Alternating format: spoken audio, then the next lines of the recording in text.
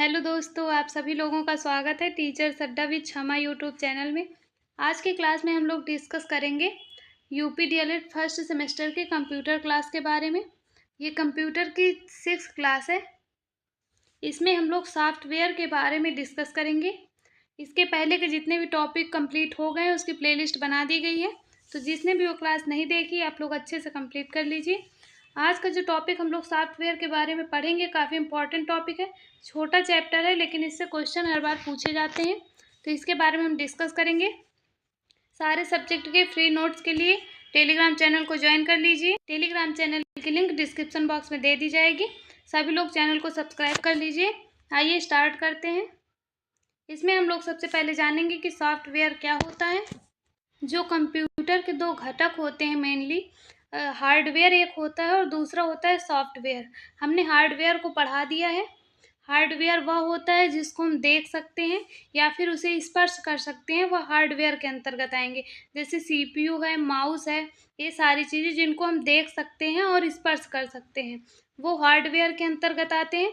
और सॉफ्टवेयर के अंतर्गत वो आएंगे जिनको हम ना ही देख सकते हैं और ना ही स्पर्श कर सकते हैं, इन्हें केवल समझा जा सकता है, वो जो है सॉफ्टवेयर कहलाते हैं। इसमें जो दिया गया है उसके बारे में हम डिस्कस करेंगे। सॉफ्टवेयर क्या होता है, तो इसमें हम लोग लिख सकते हैं कि कंप्यूटर से कार्य कराने के लिए जो निर्देश मनुष्य द्वारा कंप्यूटर को दिए जाते हैं उन निर्देशों के समूह को प्रोग्राम कहते हैं। यहाँ पे हम सबसे पहले बताएंगे प्रोग्राम क्या होता है। तो इसमें आप लोग लिख सकते हैं, क्योंकि जब तक प्रोग्राम को नहीं जानेंगे तब तक सॉफ्टवेयर को हम लोग नहीं समझ सकते हैं। तो इसमें यही दिया गया है कि कंप्यूटर से कार्य कराने के लिए जो निर्देश मनुष्य द्वारा कंप्यूटर को दिए जाते हैं, मतलब जो इनपुट दिया जाता है, उन्हीं निर्देशों के समूह को प्रोग्राम कहते हैं। और इसमें आगे दिया गया है तथा इन प्रोग्रामों के समूह को सॉफ्टवेयर कहते हैं। जो प्रोग्राम है इन्हीं का जब समूह हो जाता है तो वो सॉफ्टवेयर कहलाता है। और इसमें आगे दिया गया है इन्हें ना तो देखा जा सकता है और ना ही छुआ यानी कि स्पर्श किया जा सकता है। अभी हमने बताया इसमें जो हार्डवेयर होता है उसको हम देख भी सकते हैं और स्पर्श भी कर सकते हैं, लेकिन जो सॉफ्टवेयर होता है उसको ना ही हम देख सकते हैं और ना ही स्पर्श कर सकते हैं। इसमें मेन सबसे इम्पोर्टेंट पॉइंट यही है। और आगे जो इसमें दिया गया है, सॉफ्टवेयर के बिना कंप्यूटर जो हार्डवेयर का है वह एक निर्जीव बक्से के समान है। जो कंप्यूटर होता है अगर उसमें सॉफ्टवेयर नहीं है तो उसका जो हार्डवेयर होता है वह एक निर्जीव बक्से के समान होता है, क्योंकि बिना सॉफ्टवेयर के कंप्यूटर का कोई भी यूज नहीं होता है। इसमें आगे दिया गया है सॉफ्टवेयर का कोई भौतिक अस्तित्व नहीं होता है। केवल सॉफ्टवेयर के बिना कुछ नहीं होगा, ना ही हार्डवेयर के बिना कुछ होगा। इसमें दोनों कंप्यूटर के घटक होते हैं, दोनों जो है एक दूसरे के पूरक हैं, दोनों की आवश्यकता होती है। तो इसमें आप लोग सॉफ्टवेयर के बारे में इतना अच्छे से याद रखना। इसमें कुछ इंपॉर्टेंट पॉइंट है, जैसे प्रोग्रामों का समूह जो होता है सॉफ्टवेयर कहलाता है। इसे ना ही हम देख सकते हैं और ना ही स्पर्श कर सकते हैं। सॉफ्टवेयर जो होता है, सॉफ्टवेयर के बिना जो कंप्यूटर हार्डवेयर होता है वह निर्जीव बक्से के समान होता है। सॉफ्टवेयर को कोई भौतिक अस्तित्व नहीं होता है। ये पॉइंट आप लोगों को अच्छे से याद रखना है। इसमें आगे दिया गया है कंप्यूटर सॉफ्टवेयर मुख्यतः दो प्रकार के होते हैं। पहला दिया गया है सिस्टम सॉफ्टवेयर, दूसरा दिया गया है एप्लीकेशन सॉफ्टवेयर। एप्लीकेशन सॉफ्टवेयर को ही अनुप्रयोग सॉफ्टवेयर के नाम से जाना जाता है। तो इसमें हम सबसे पहले सिस्टम सॉफ्टवेयर के बारे में जानेंगे। 1 नंबर में क्वेश्चन पूछा जाता है वेरी शॉर्ट में कि सिस्टम सॉफ्टवेयर क्या होता है या फिर एप्लीकेशन सॉफ्टवेयर क्या होता है। तो हम सबसे पहले सिस्टम सॉफ्टवेयर के बारे में जानेंगे कि यह क्या होता है। इसमें दिया गया है यह दूसरे सॉफ्टवेयर को चलाने के लिए प्लेटफॉर्म उपलब्ध कराता है। जो दूसरे सॉफ्टवेयर को जब चलाते हैं तो उसके लिए जो सिस्टम सॉफ्टवेयर होता है यह एक प्लेटफॉर्म उपलब्ध कराता है। कंप्यूटर सिस्टम को पूरी तरह से मैनेज करने का कार्य सिस्टम सॉफ्टवेयर का होता है। जो कंप्यूटर सिस्टम को पूरी तरीके से मैनेज करने का कार्य होता है वह सिस्टम सॉफ्टवेयर का ही कार्य होता है। इसमें आगे कुछ जो है सिस्टम सॉफ्टवेयर के एग्जाम्पल दिए गए हैं। तो उसमें पहला दिया गया ऑपरेटिंग सिस्टम, दूसरा दिया गया है लैंग्वेज ट्रांसलेटर। ऑपरेटिंग सिस्टम को परिचालन प्रणाली के नाम से जाना जाता है और लैंग्वेज ट्रांसलेटर को हिंदी में भाषा अनुवादक के नाम से जाना जाता है। ऑपरेटिंग सिस्टम के अंतर्गत विंडो आ जाएगा, यूनिक्स आ जाएगा, लिनक्स आ जाएगा। ये सभी ऑपरेटिंग सिस्टम के अंतर्गत आ जाएंगे। और जो लैंग्वेज ट्रांसलेटर के अंतर्गत कंपाइलर आ जाएगा और असेंबलर आ जाएगा। तो इसको आप लोगों को इसके एग्जाम्पल अच्छे से याद रखना है। इसमें अगर सबसे ज़्यादा इम्पॉर्टेंट इस टॉपिक में कुछ है, सॉफ्टवेयर वाला टॉपिक सबसे ज़्यादा इम्पॉर्टेंट इसमें 1 नंबर में पूछा जाता है सॉफ्टवेयर क्या है। तो उसमें आप लोग डिफिनीसन में लिख सकते हैं कि सॉफ्टवेयर में जो है ना इसको देखा जा सकता है और ना ही इससे स्पर्श किया जा सकता है, इसको केवल समझा जा सकता है। इसका कोई भौतिक अस्तित्व नहीं हो सकता, नहीं होता है। आप लोगों को इतना लिखना है। उसके बाद वेरी इंपॉर्टेंट है ऑपरेटिंग सिस्टम। इससे हर बार क्वेश्चन पूछा जाता है।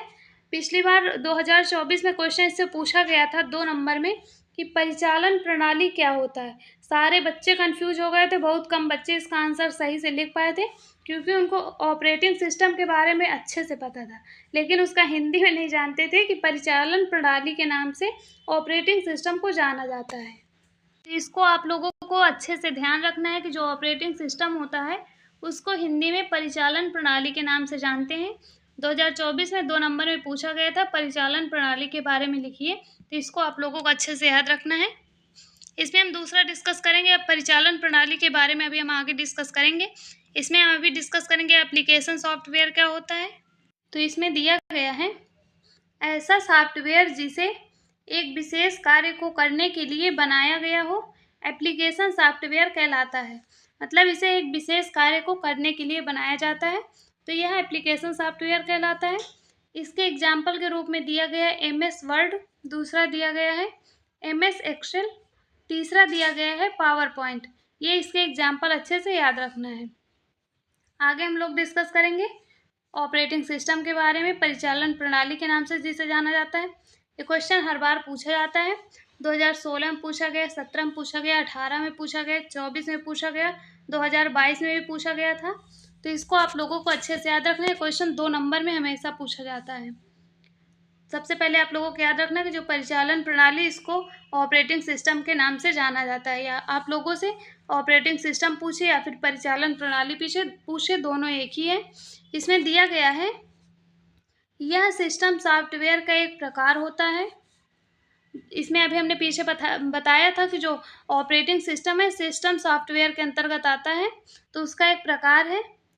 यह कंप्यूटर प्रणाली के सफल संचालन हेतु प्रबंधक का कार्य करता है और यह सुनिश्चित करता है कि सफल संचालन जो है उसका क्रियान्वयन उचित ढंग से हो रहा है कि नहीं हो रहा।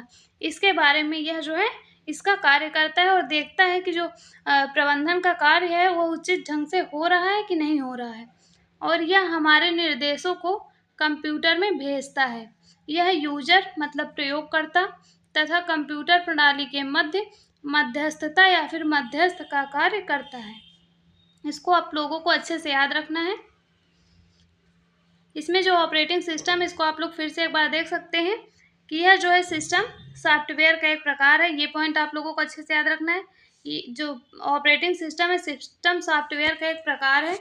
यह कंप्यूटर प्रणाली के सफल संचालन हेतु प्रबंधक का कार्य करता है और सुनिश्चित करता है कि सफल संचालन का क्रियान्वयन उचित ढंग से हो रहा है कि नहीं हो रहा है, इसके बारे में सुनिश्चित करता है।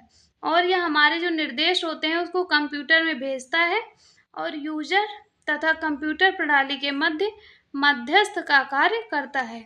इसके एग्जाम्पल के रूप में आप लोगों को याद रखना है मोबाइल में एंड्रॉयड ऑपरेटिंग सिस्टम और कंप्यूटर में विंडो ऑपरेटिंग सिस्टम। और इसको याद रखना ऑपरेटिंग सिस्टम को शॉर्ट फॉर्म में OS के नाम से जाना जाता है। ये पॉइंट आप लोगों को याद रखना है। आगे हम लोग डिस्कस करेंगे इसके कार्य के बारे में, क्योंकि ये भी क्वेश्चन पूछा जाता है कि ऑपरेटिंग सिस्टम या फिर परिचालन प्रणाली के क्या क्या कार्य हैं। इसमें आप लोग लिख सकते हैं कि पहला हो जाएगा मेमोरी मैनेजमेंट। मैनेजमेंट का मतलब होता है प्रबंधन। दूसरा हो जाएगा प्रोसेसर मैनेजमेंट। तीसरा हो जाएगा फाइल मैनेजमेंट। चौथा हो जाएगा डिवाइस मैनेजमेंट। ये 4 कार्य आप लोगों को अच्छे से याद रखना ऑपरेटिंग सिस्टम में। उसके बाद ऑपरेटिंग सिस्टम के एग्जाम्पल भी आप लोगों को अच्छे से याद रखना है और इसकी डिफिनीसन आप लोगों को कि ऑपरेटिंग सिस्टम क्या होता है। तो ये जो है सिस्टम सॉफ्टवेयर का एक प्रकार होता है। इसको आप लोगों को अच्छे से याद रखना है, अगर आप लोगों के एग्ज़ाम में पूछा जाएगा, क्योंकि हर बार पूछा जाता है, तो आप लोगों को अच्छी तरीके से लिखना होगा। अभी तक जितने भी टॉपिक कंप्लीट हो गए हैं कंप्यूटर में, वो सभी का जो है टेस्ट लिया जाएगा। 17 तारीख को आप लोगों का टेस्ट होगा।